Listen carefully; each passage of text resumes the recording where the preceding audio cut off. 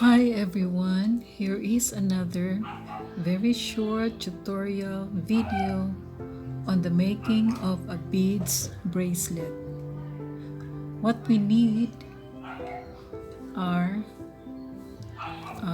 pearl beads, and then we have crystal beads, and we have the string. We have our pliers and long nose. We have a cutter and long nose pliers. Then we have scissors. Okay. In the previous video, we have learned how to make a pendant, a heart pendant. So I already made one and already attached the jump rings. Okay, so we are going to make a bracelet with a heart, beaded heart pendant. Let's start. Okay, we need to string first our pearl bead, then followed by this crystal bead,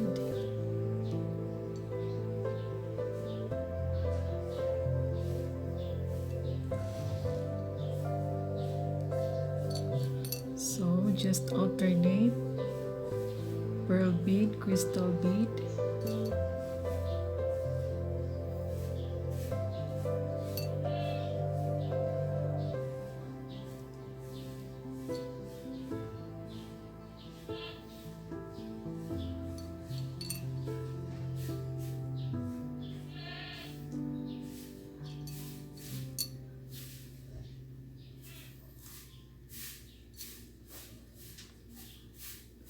It's very easy.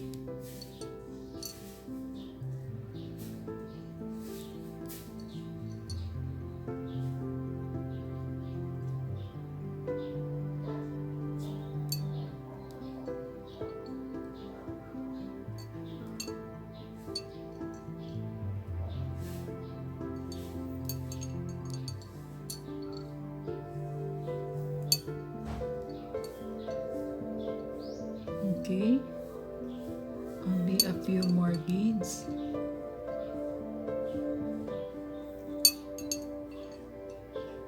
So just alternate pearl bead and crystal bead. The crystal bead is like a clear bead.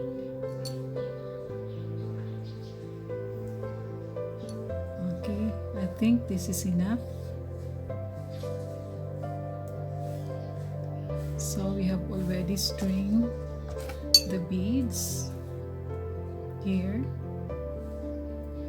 and what we need to do is to tie this together. So in making a bracelet, you need to tie the string in a certain way.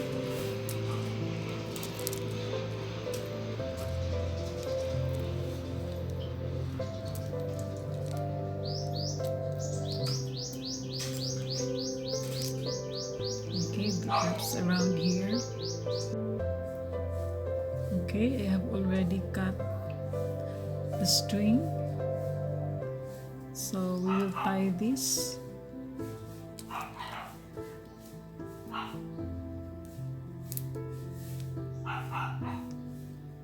Okay, we need to tie it like this way so that it will not easily break, or it will not easily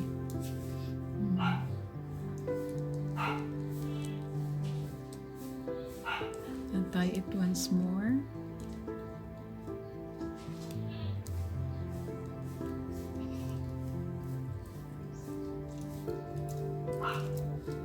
Okay, I think this is enough.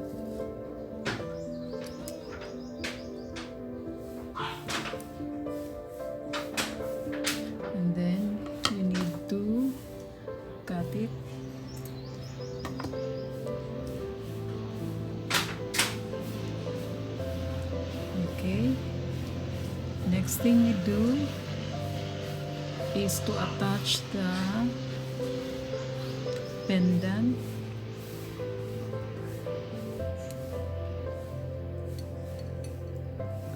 I have the jump ring here.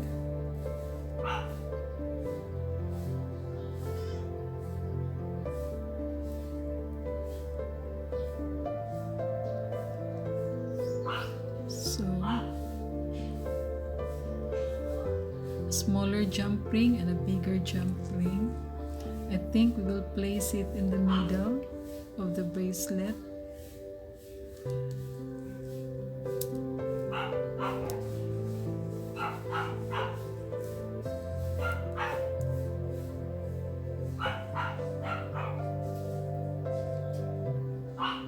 Now we will close it, guys.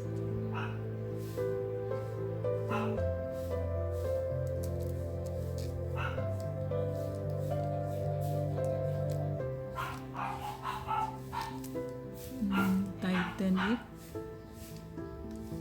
so it won't loosen. So now we have a beads bracelet.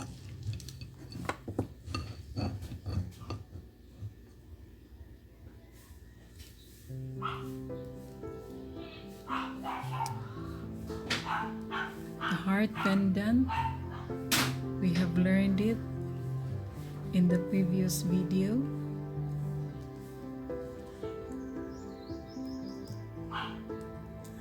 Okay,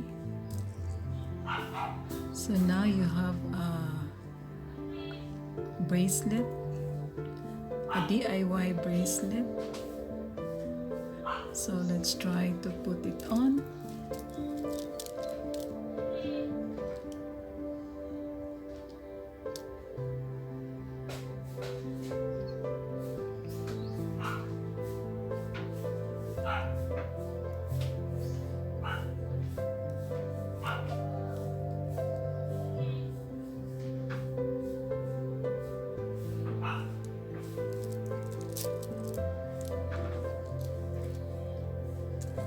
So there it is, guys. A very simple beads project for this tutorial.